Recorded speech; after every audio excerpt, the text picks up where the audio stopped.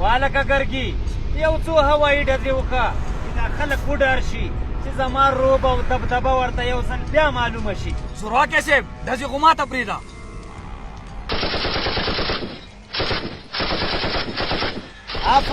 آفرین همدغه شانتې.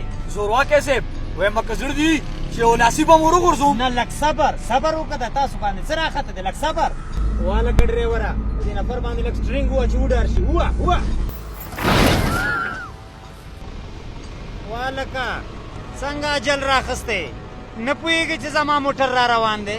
زورواکي صاحب ستاسو لکه چې بیا سترګې سرې دي، څو ورځې مخکې خو ښه لین ته راغلي وای. والکه زمونږ سترګې هر وخت سري، ما ته داسې بې سوره غوندې لګېږي. دا ته څه وایې، دا څه چټیات دې شروع کړي؟ زورواکي صاحب دا وطن دې خدای تاسو نه خلاص کړي، سټرینګ دې م راباندې وو ملامت هم ځئ. والکه یو څو هوایي ډزې ګرګي نور هم وکړه چې دا خلک سم وډار شي.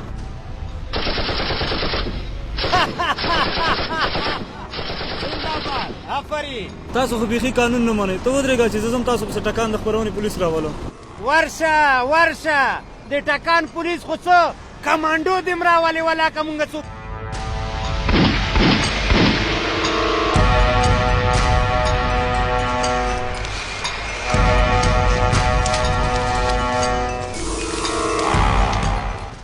صاحب همدغه زورواکي یو میاشت څنګه مړو غوږونه ګرځېدل، اوس بیا را ژوندي شوي دي.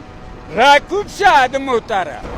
عسکره او که ترکوز نه شومه نو بیا خو به دې او دې ته وړم او قانون در باندې تطبیقوم. ګرګي دغو خوارانو څو ورځې اختیار پیدا کړو، اوس زما مخه نیسي، زما مخه.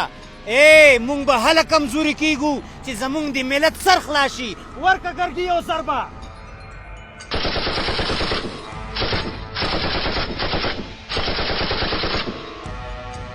خدای دې غرق کړه.